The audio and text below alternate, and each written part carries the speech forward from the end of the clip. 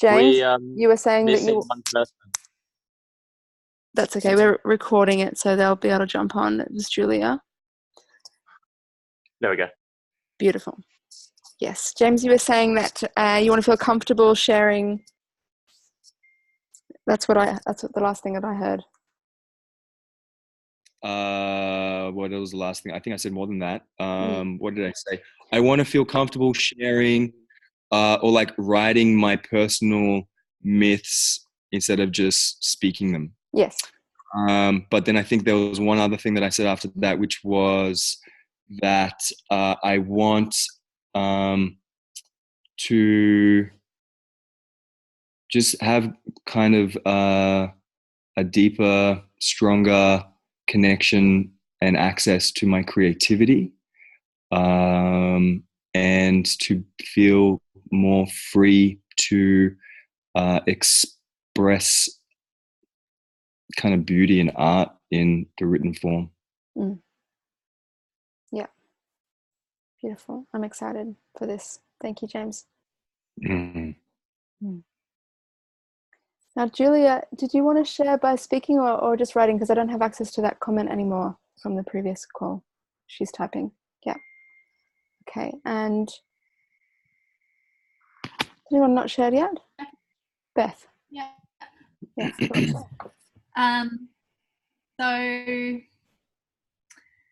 yeah, I feel like I'm responding to a really deep call from within myself and my soul to take up the pen again. And to really carve out and commit to it as a practice more than I have in the last little while, last couple of years for sure. I'm also curious about mythos and the intersection of where my personal myth meets the great myth, the big story, and playing around at that edge. And I'm curious about claiming my voice as a poet more. I've been writing poetry for years, but very reluctant to share it beyond very close people in my life, whereas I'm very more comfortable with prose. And I can already feel myself being like, oh, I'll just write some short stories. But yeah, I'm feeling like I might do both, a bit of poetry, and I would love to have a short story or the bones of something. More my intention is to kind of open to what is here to come through, and to use this space to channel that. Yeah. Beautiful. Thanks, Beth. So good. It's interesting how we all have such different edges, you know, like I would never have known that writing prose is just a happy, easier place for you, and poetry is more of an edge. You know, I just wouldn't have known that, but you know that. We all know what is our personal inner edge. Julia, you've written to write as a form of self-love and practice creating song as a calling as well, to create a healthy practice of writing and channeling as opposed to only when I'm upset or need to, and to step into my inner artist in real life form and express her. Beautiful. Oh!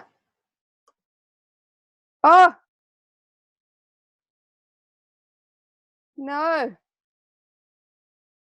What happened? I don't know. I can't see you all. Yeah, we can see you. Oh, you can see me. Oh, you've all disappeared. And it's still recording. Yeah. Like you're Yeah. Okay. This is fun. Life is playing with me. I pressed save to the other recording, and then this window of you all has disappeared. Well, it's still rolling. rolling. There we go. Okay. So yeah, life is playing with me right now. That's fun. And you know, I could feel embarrassed, and a little bit of me does. You know, feel like, oh God, I'm supposed to be professional. but you know, that's fun as well. And so that is an invitation within this course, is just to be really real with each other, and you know, surprise us by what you wear, play, let it be messy. We need to let it be messy if we're going to find anything. And so I do invite that from you all and from myself. And if we don't invite it, it'll happen anyway, so we might as well invite it. Thank you for the faces, James. All right, and I will actually just share as well what draws me to this, and what I'm hoping to create as well.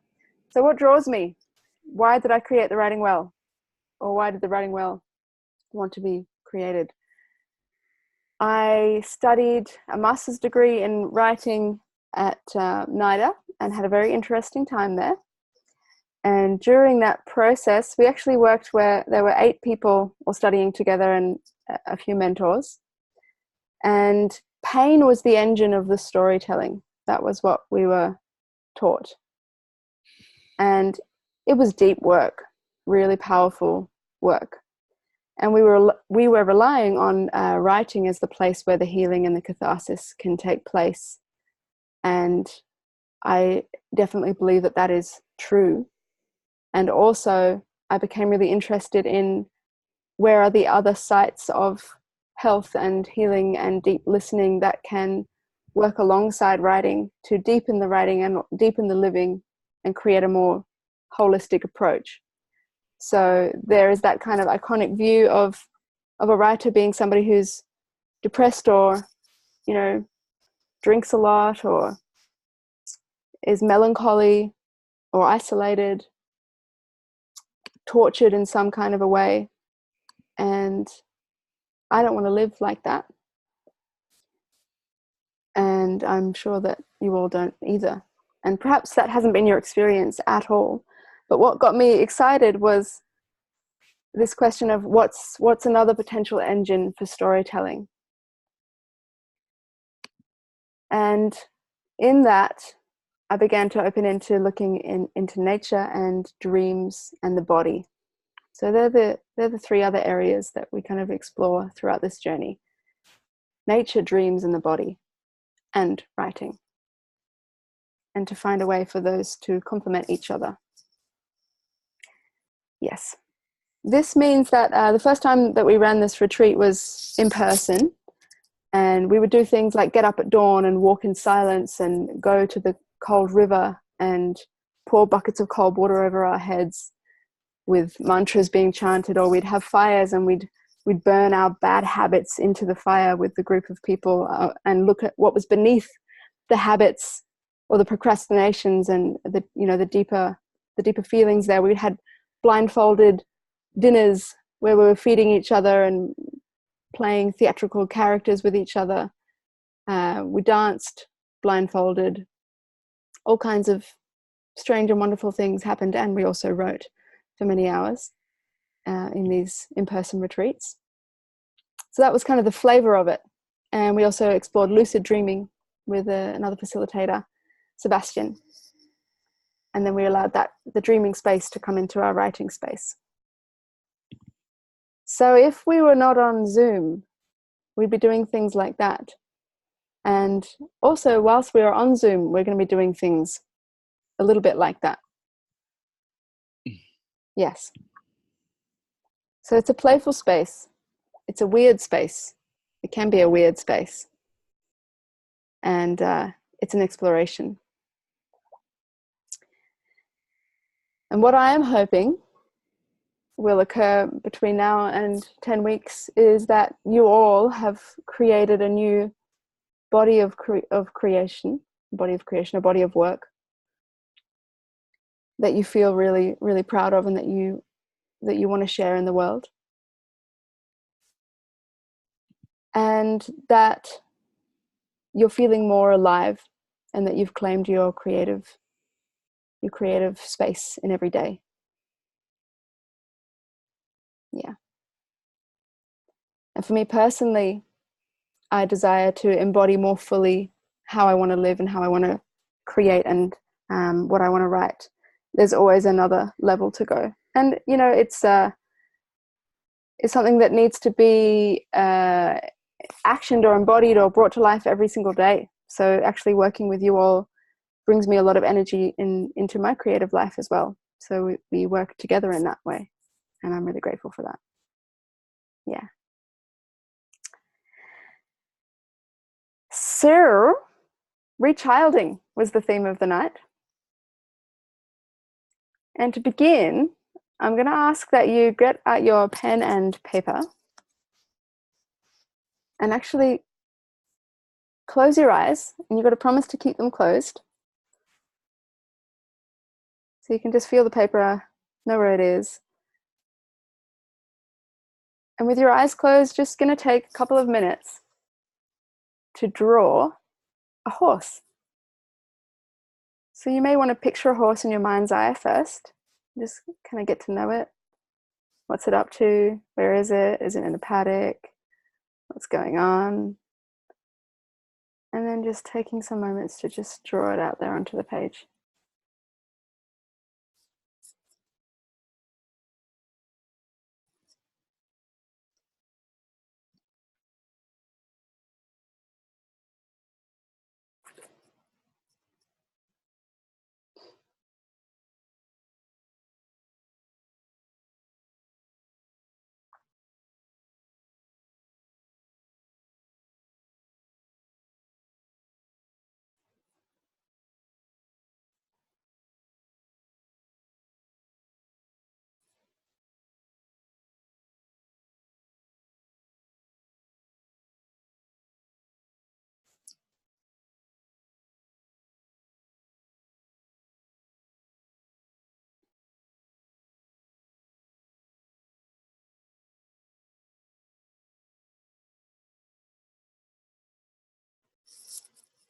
And when you've finished, don't rush it. There's absolutely no rush. But when you are finished, just have a little look at your horse.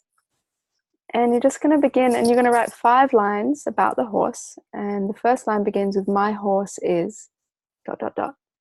And then just writing 5 little lines about your horse. My horse is...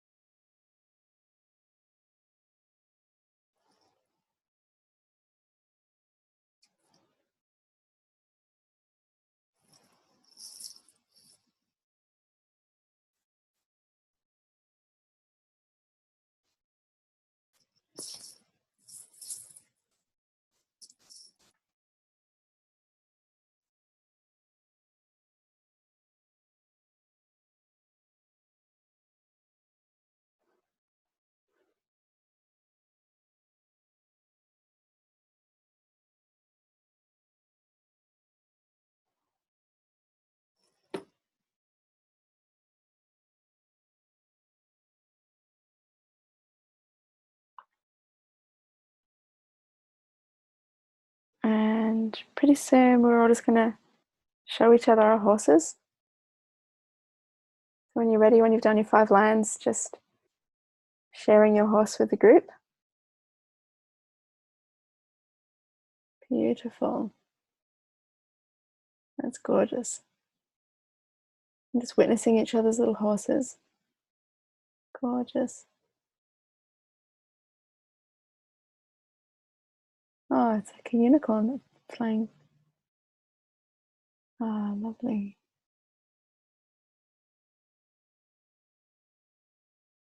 Oh, so fun. I love that hair spout. Reese, I can't see yours. I'm still writing, but I can show it. Oh, okay. Oh, wow. Nice. Wow. I was picturing, Reese, that you'd drawn a cock and balls and you didn't feel comfortable showing us. I can. That's gorgeous. Looks a bit Thanks, wolfy Reese. to me. My horse is a wolf. Has anyone not shared their horse with us yet? Arturo, I don't think I saw your horse. I didn't see Julia's. Oh, yes, beautiful. Love it. Cool. So let's get a couple of people just sharing your words about your horse. If you could just share your lines, just 2 people, whoever feels the impulse like, yeah, I really want to share, or I really don't want to share. Either of those are a great reason to share. I'm highly entertained by my little story. It reminds me of the way I used to write stories when I was a child. My horse is calm and placid. Can you It show is us the serenely horse? You want me to? Oh no, it's hard for you to read and Oh, yeah. Beautiful. Yep. And then you can read it, yeah. My horse is calm and placid. It is serenely contemplating the light of rainbows scintillating the grass before it. Should I eat that rainbow grass? It wonders. Eventually, it decides to let the grass shimmer on undisturbed. My horse canters towards the tree standing at the edge of the known world, aka the paddock. The pleasure of feeling its muscles bunch and relax beneath its skin is delightful. Lovely. Did you write like that as a child? I mean, pretty incredible. What a 6-year-old. Thank you, Stephanie. It's really sweet. Let's get one more. I'll go. Yeah. So what the horse came to in my mind is when I was just out in the desert, I was just walking middle of nowhere, and I think you know the story, Alia. I was walking through some trees, and I seen some wild horses off in the distance, and I was like, "Oh my god! Like I've never seen wild horses before." And I snuck up, and they were standing in a circle, and I was like, "What's going on?" It was like they were gathering and having a chat, and I was like, "Oh my god!" I'm slowly stealthing up, and as I got closer, like my heart broke with like sorrow and beauty. It was like there was a baby foal dead on the ground, and they were around it, and they were whimpering. I could hear them whimpering it, and it was like they were crying around their dead baby. It was like 5 of them around. So that's this is my attempt of him dead on the ground, and this is like the puddle of tears coming from the horses. I didn't get to do 5 lines because I just got like a little bit, and I just said, "My horse is bathing in eternal tears of sorrow and youth."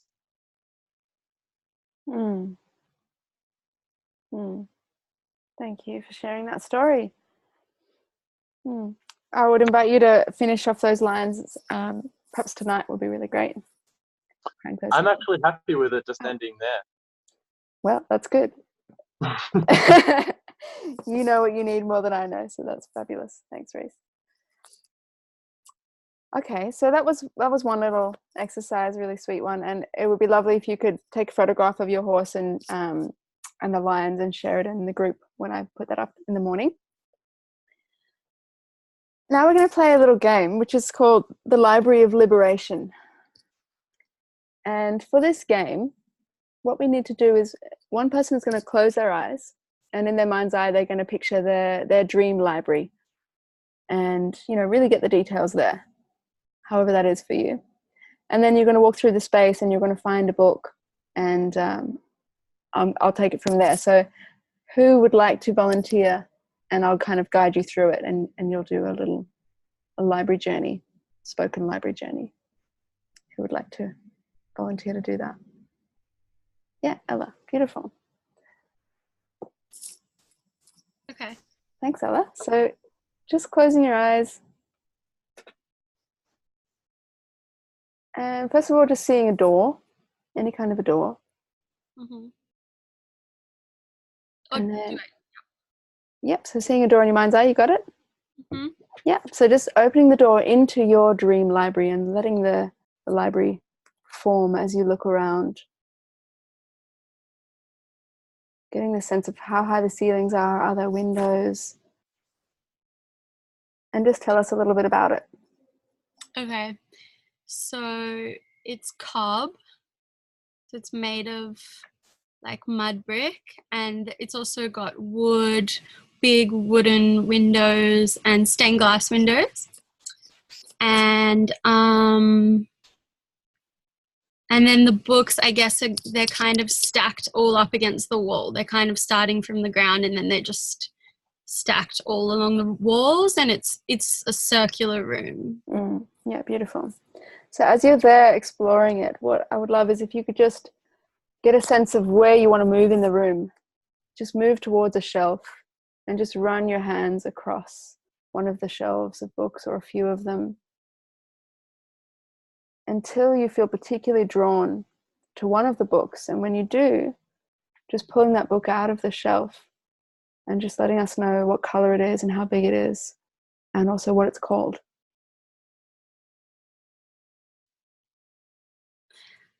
Okay, so it's really big, it's kind of dusty and old, and it's a book of spells. Beautiful. So now you're just going to flick through the book. You're just going to open it up in your hands. Maybe even take a seat somewhere. And you're going to flick through the book, and then you're just going to let yourself fall upon the page that you intuitively know is the page you want to read. And then you're going to read us out what's on that page. What does it say and what do you see? Are there drawings there? Just tell us exactly what it says. Okay, so there's like some diagrams of a plant, and and it says this plant is great for healing wounds on like fresh cuts or grazes, and you can apply it straight to the wound. You can grind it up in a grinder, place it on the wound, and then wrap the wound up with honey and a bandage, and Beautiful. it will heal you within 2 days. Amazing. And now could you just flip the book to the last page, the last page in the book, and just tell us what it says there on the last page. Can you just read it to us? It says, once you're finished with this book, be sure to pass it on to someone who needs it more than you, and all of your dreams will become reality. Beautiful. Is there a little symbol or a diagram or anything on that last page? Well, there's pictures of stars. It's like written just really small at the bottom of the page, just on the right. Awesome. Yeah. So that's lovely. You can just close the book up and put it back on the shelf. And leave the library knowing that you can come back whenever you feel like it to explore it and see what else is there on the shelves, because it sounds like a pretty incredible library. Awesome. Thanks, Ella.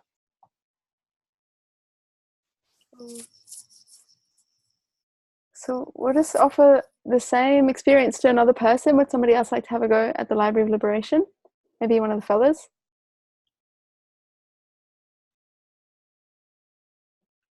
Luke? Beautiful. So same, just closing your eyes, seeing a door, and tell us, what does the door look like? There's a fella sitting behind it.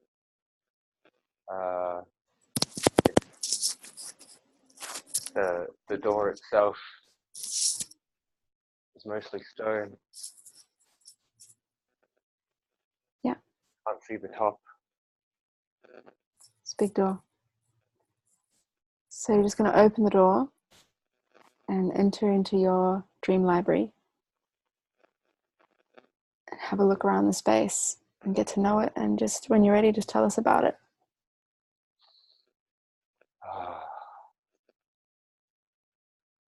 They've built the library into the side of a mountain. I can't see the end of the books. Breathtaking. And you have the sense already that there's one particular book that you really need to read right now. So just walk towards it. And when you find it, just tell us what it looks like, how big is it, what color is it, and what's the book called.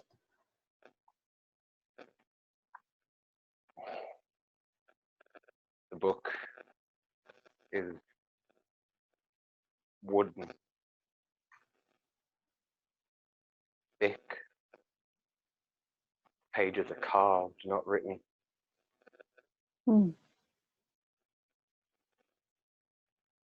What's it called? Does it have a name? Basic instructions before leaving Earth. Wow. So would you be able to just start at the very beginning of the book and just, could you read it to us all? Of course.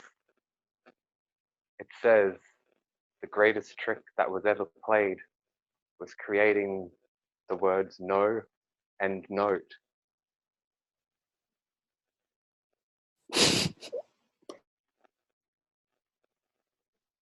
Just keeping reading. Are you sure you want to hear the rest? Absolutely, yes. Just the first couple of pages. It says that a note is a quote that you feel in your body is true.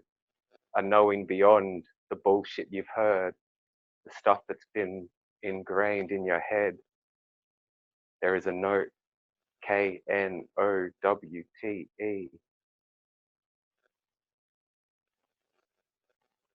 They repurposed the no as NO to keep us from understanding.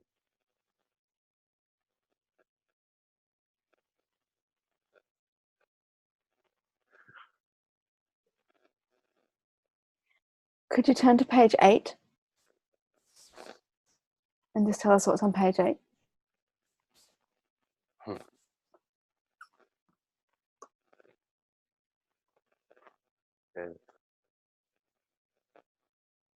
The solar system is a figure 8.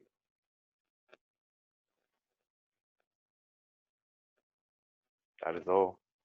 Giant words engraved, thick wooden pages. Beautiful. Look, it sounds like an incredible book. It really does.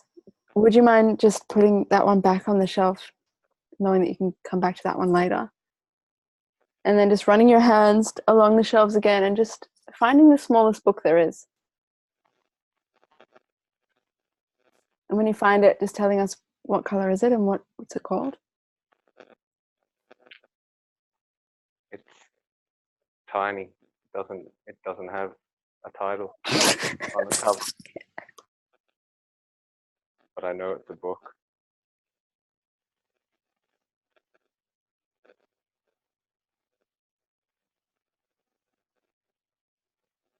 Should I open it and see if there's anything written inside? Yes, please.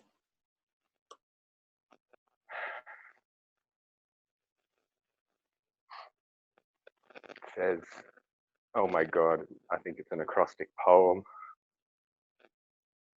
It says, flow, first, lonely, only.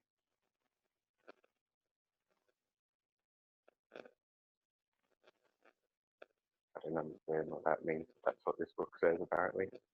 First, lonely, only.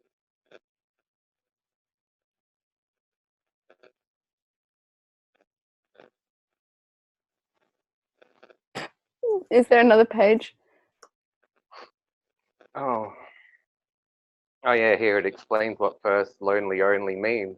Would you like to hear? Yes, please. Yeah. First,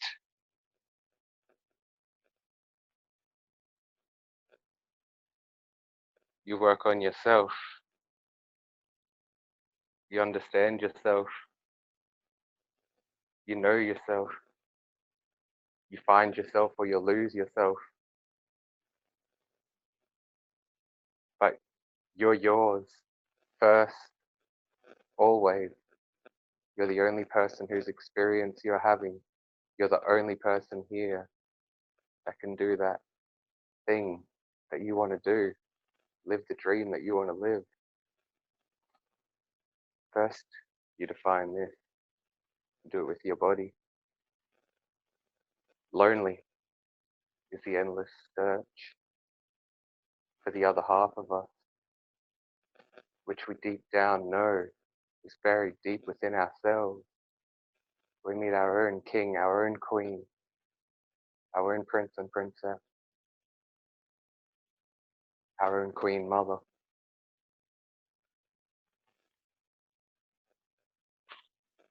Only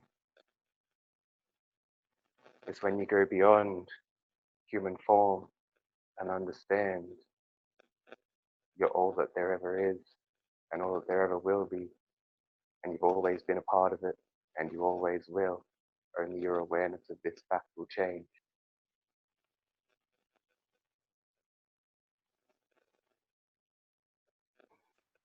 Beautiful. Thank you, Luke. Thanks for sharing the tiny book with us. So just in your own time, closing the tiny book again, putting it back and leaving your library, closing the giant stone door and knowing that you can come back whenever you feel like it.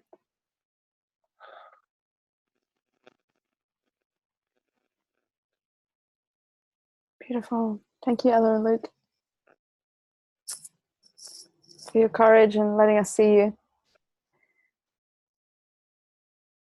So I always get the giggles during the Library of Liberation. It's something I love about the fact that we all know it's not there, and yet something is there. I don't know, I find that so hilarious, but thanks for letting me laugh.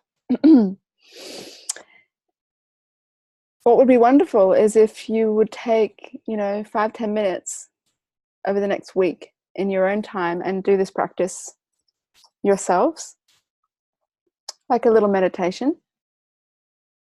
So I find that doors are a really powerful way to enter into a new space, a new landscape, a room.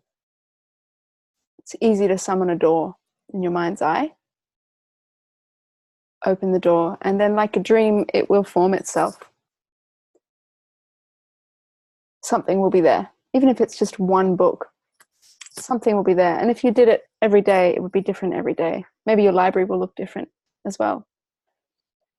And then, getting really specific, pulling one book off. What color is it? How big is it? What's the title? And turning to a page, and perhaps then you would like to write at that point in time, and just write directly what is on the page as it's there. As you're reading it, you're also writing it. Does that make sense? Yeah. And then if you wanted to share with us on the group what you discover, tell us about your journey there, share the little piece that you end up writing from the book. Maybe you want to do a drawing of the book, and drawing is something I'm really going to encourage a lot throughout the Writing Well as well. As we can see with the little horse journey, it's a really beautiful way in. And in your notebook, you can let it get messy, you can let it get wild, you can press flowers and find little bits of rubbish and newspaper clippings and, portraits of somebody you're seeing at a cafe, a creature you met in your dream, a monster, whatever it is, a landscape, a place. Yes. So we have another little exercise to do. You all with me? Tracking? Yeah. Cool. So this is with you and your book, your writing book, and you're simply going to take your dominant hand and you're going to ask a question, any question at all, with your dominant hand, and you're going to answer it with your non-dominant hand. And then you're going to have a little dialogue. That's all I'm going to say. Enjoy, and we'll see you back in a couple of minutes, maybe 3 minutes. With eyes closed? No, eyes open is good. Yeah.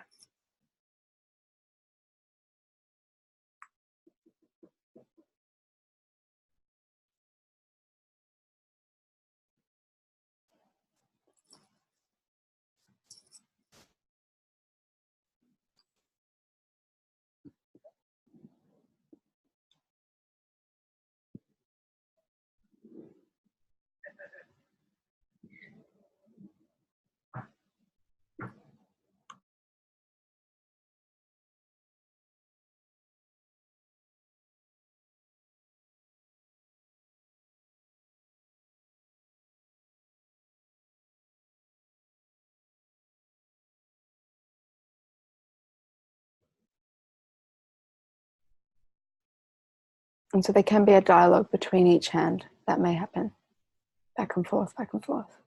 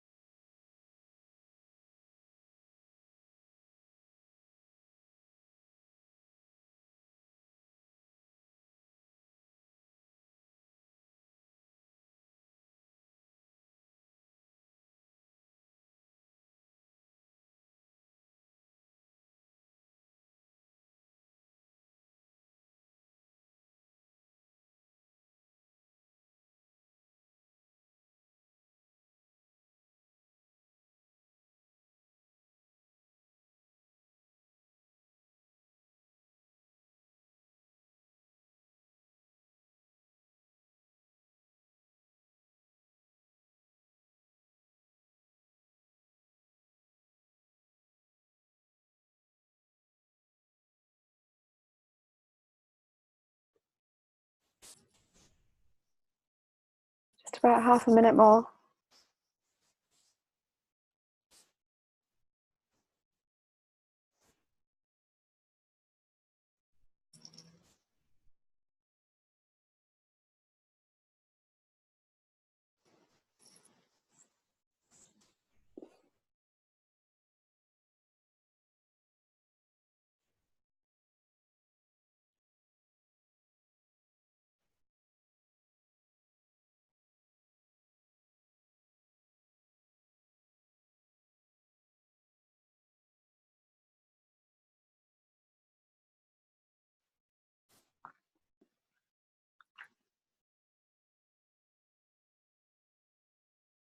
and letting it finish up if it hasn't.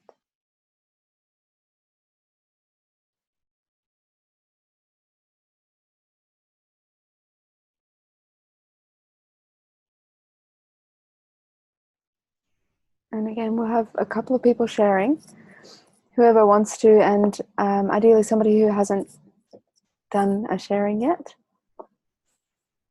We'd love to hear from you. You can just read it piece by piece. And if you want, you can put one hand up and read a bit and then put the other and read that bit, or however you want to let us know which voice is which. Is that James? Yeah. Sure. Beautiful. Thank you. Hey, I feel shy. My name's Wright. What's yours? Hello. You write so confidently. Why the shyness? People probably left. But it's actually lift. Kind of like with a Kiwi accent. Why are you so shy? I'm tired, and I like feeling shy. It's enjoyable and awkward. I like awkward. It took a long time to write with the oh my god. Beautiful. Thank you. Thanks, James. Let's get another person to share. All right. So I've got right. What do you want? Left. Space and time to be slow and discover simple things, like how to write again, letter by letter, each familiar shape rendered new and strange, remembering the thrill of this. Fuck yeah. Yum. Thank you. Should we get one more for good measure? Arterium?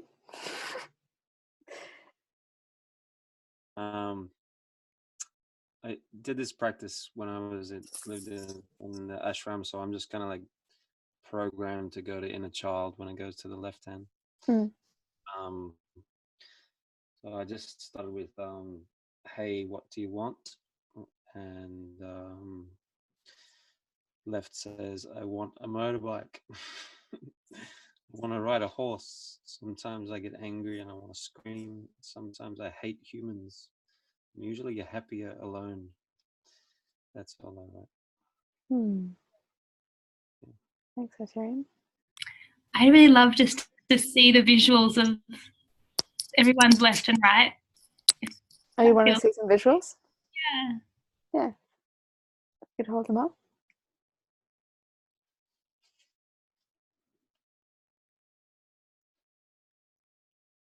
Yeah, beautiful. Pretty good non-dominant writers we all are. I saw a swear word with Reese. Steph. What did you write?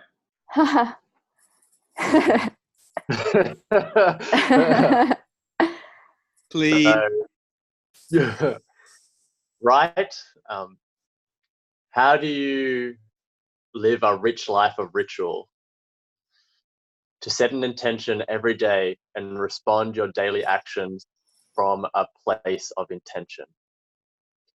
Why do you allow yourself to be intentionless? Fuck. Sometimes it's just scary to be powerful. What does your fear need? Just a waking smile. A waking smile. Glorious, thank you. So these are little precious pieces that you're writing here. So I really encourage you to honor them and, not just see them as scraps of nothing, but this is your gold right here already. And if you allowed yourself to go deeper with it, there'd be something else that could be explored, no doubt, if that makes any sense. Like, these little pieces are just doorways into bigger pieces. So please don't lose them or throw them away or, never look at them again. Allow them to be significant. Yeah, these little tidbits. All right. So in the previous writing whales that I've run online, we've spent, half the time probably really just creating the conditions for writing, you know? So there's this deep desire to write. And it's very obvious because as soon as I set any task like what I just did, I have to like stop you, I have to say, okay, all right, come back, stop writing. It's very obvious that there is writing there. There are words there, there's desire there once it's happening. But it's the once it's happening thing that I would love it if we could crack the codes of as soon as possible. So I just want to have a little chat about that right now. And have a look at, why is it that we don't do what we want to do when we know what we want to do? And some very simple things to put in place would be, I've shared it in the document already, but a place to write, and maybe a consistent place, so that you're not always having to invent, maybe even a consistent time. So again, it just becomes a rhythm.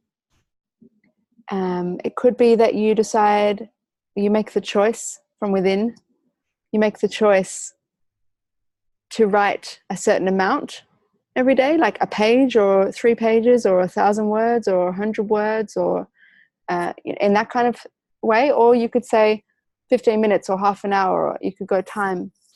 Or it could just be as simple as every day I will write at least one sentence. Somebody did that once and that worked for them. At least one sentence, and then from there more would evolve. It could be that you commit to some kind of creative practice every day. So it doesn't have to be writing every day, but if you're not writing, then to be drawing, or to be, dancing with the wind, or something that brings you alive in your creative nature. So does anyone have any thoughts on that? What you feel is going to work for you, or what you want to give a go for this first week? I feel to explore all of them. Yeah, that's a great way. Yeah.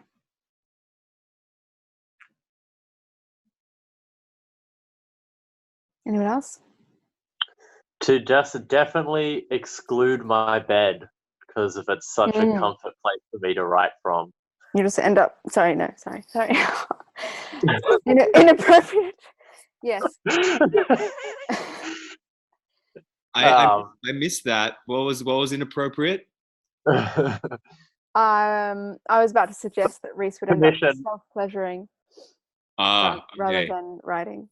Oh yeah, I'm writing this erotic poem. Oh fuck, why can't I ever finish my poems? That is good inspiration for writing, though. Mm-hmm. Yeah, napping, walking. Yeah. Yeah.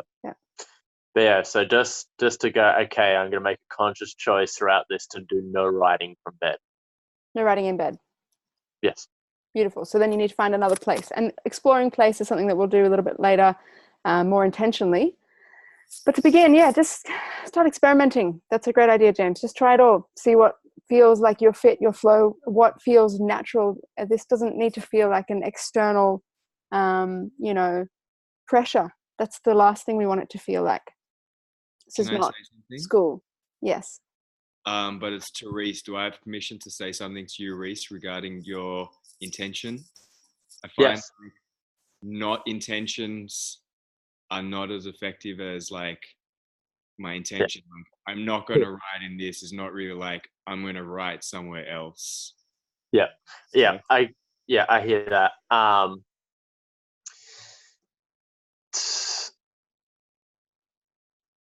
Yeah, well, I guess like the counteraction is that is to like write from an intentional spot, because the bed is just an intentionless spot. I could just sit there and just like whatever on my phone and write.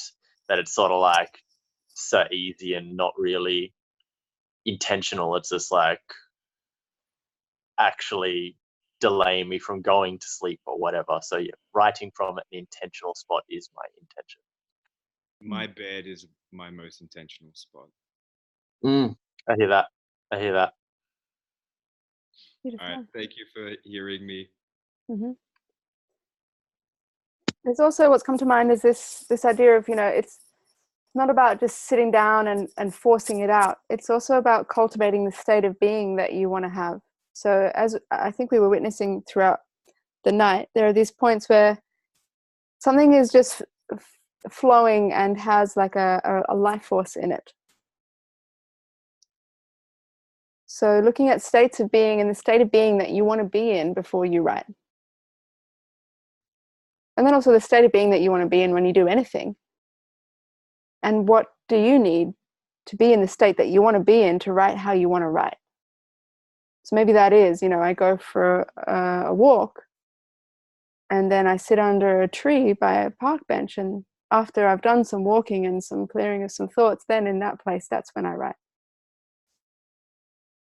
Or, in the middle of the night when I have a dream, rather than falling back to sleep, I put a candle on and I do some writing. So being willing to play with the life version of this whole experience, as well as the writing practice version of it. Can I ask a question? Yes. Having taught or facilitated 9 of these, have you noticed that there's things that work, or that everyone has to kind of work out their own particular thing? Like when I say things that work, like things that people have shared, where it's like, oh yeah, I see this pattern, that's a thing that if people do that, regardless of their tendencies and their personality, that is a ramp into. Yeah.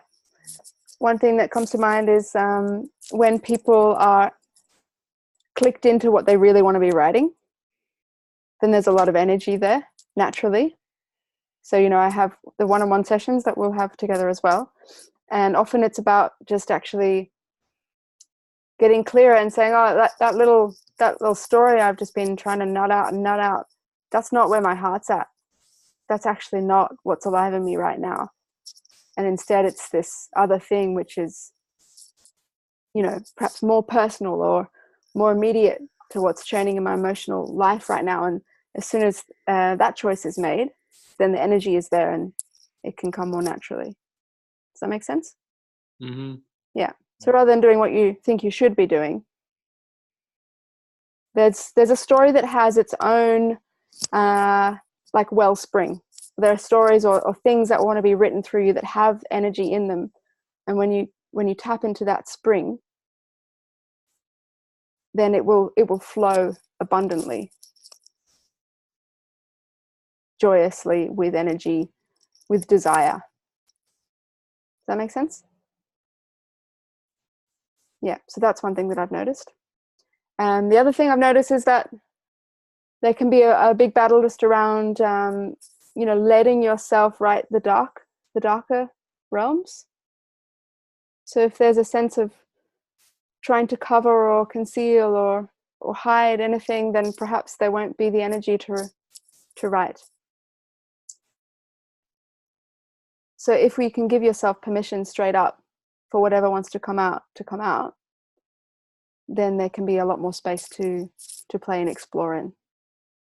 So just giving yourself permission and knowing that whatever you write is not reflective of who you are as a person, and that you're not going to be judged at a personality level on what you write.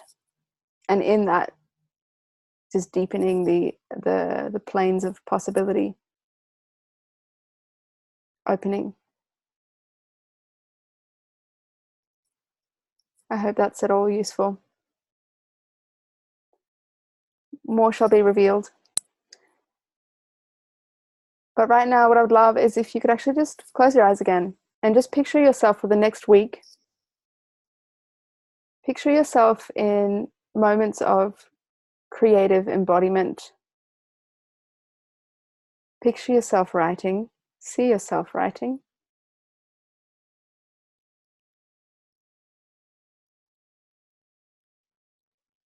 Drawing. See yourself moving around in the world in a way that your ears are pricked, your heart is open. There's a willingness to play and to be curious. Just see yourself in that way.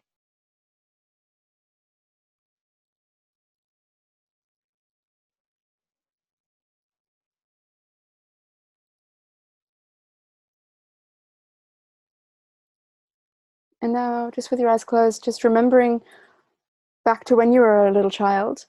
What did you love in your creative experience of being a child? What did you love?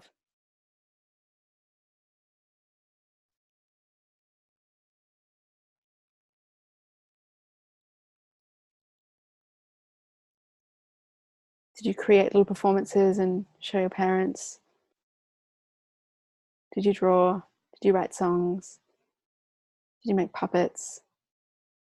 Did you do face painting? Did you get naked and paint your whole body?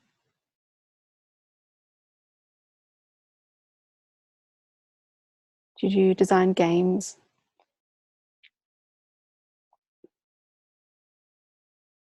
And just seeing yourself there as a child in your element, in your creative element.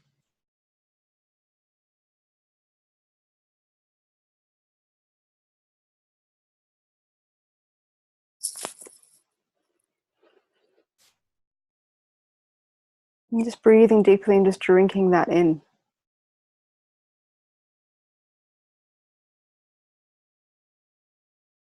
Seeing that child in that creative spirit and just drinking that in and saying, yes, you're fucking awesome. It's so cool.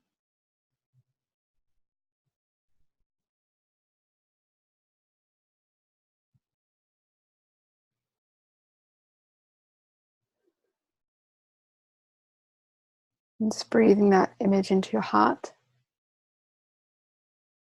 And then again, just seeing the adult version, seeing how you can picture your next week flowing. Moments of creative immensity, creative presence. And just drinking that image into your heart as well.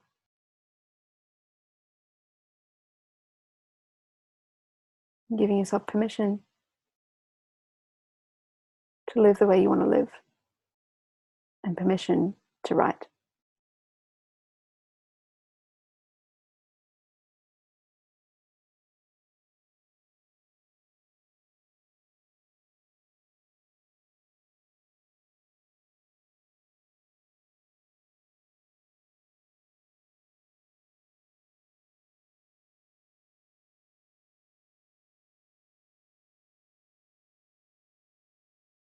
And when you're ready, just opening your eyes and just writing down one sentence that has some life in it for you, based on that little journey. Just one sentence with some life in it.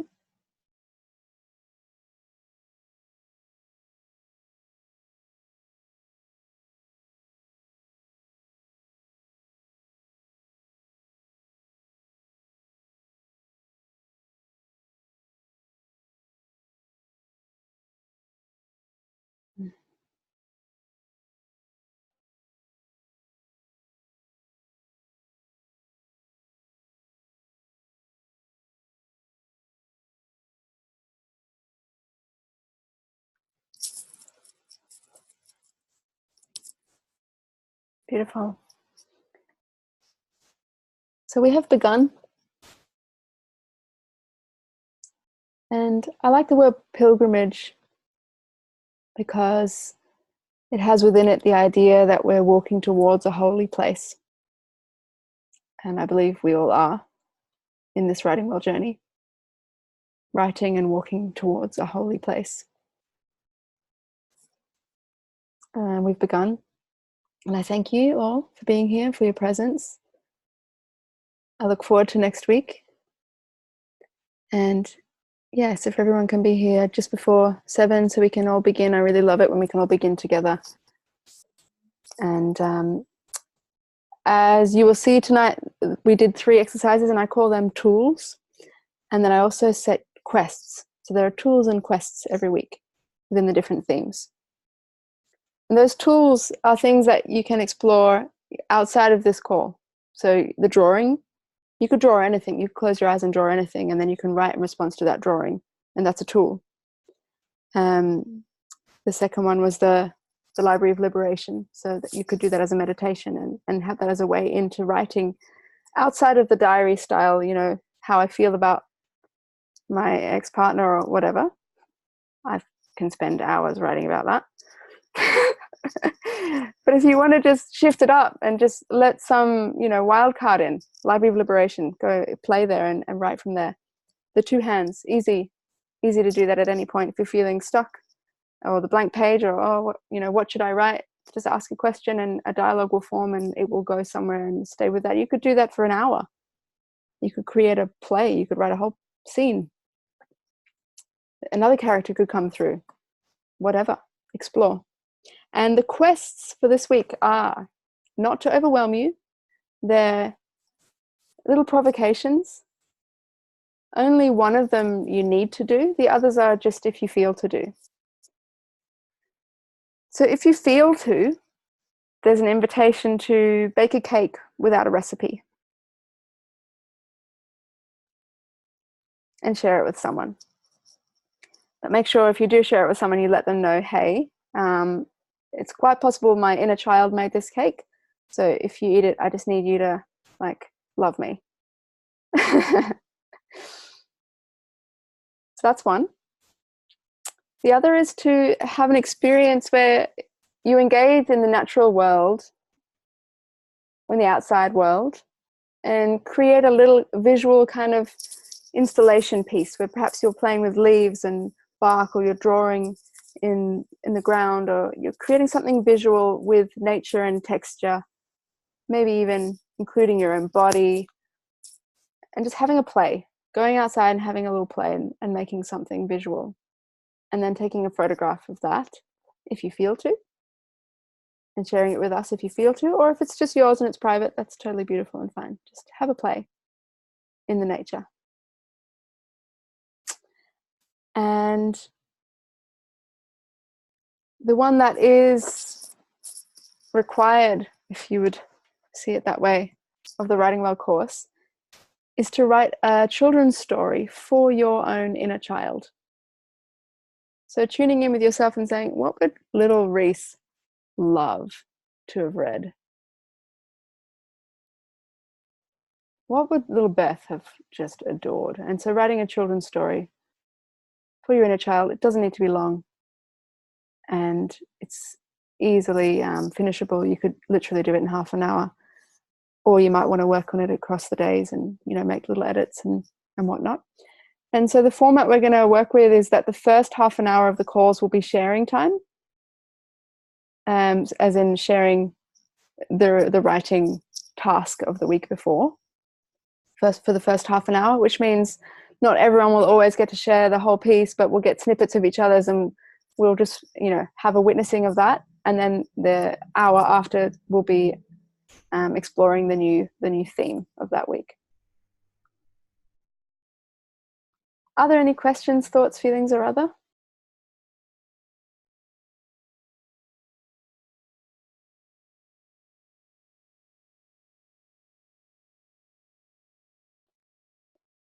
Is everyone happy to be here? If you are happy to be here, could you just raise a hand? Yay! Beautiful. I'm assuming Julia would be raising her hand. If not, we'll find out.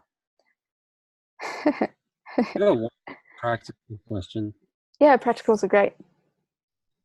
Just how to stay organized with I find that I buy pads of paper and I just feel so messy, and I'm trying to just be more organized.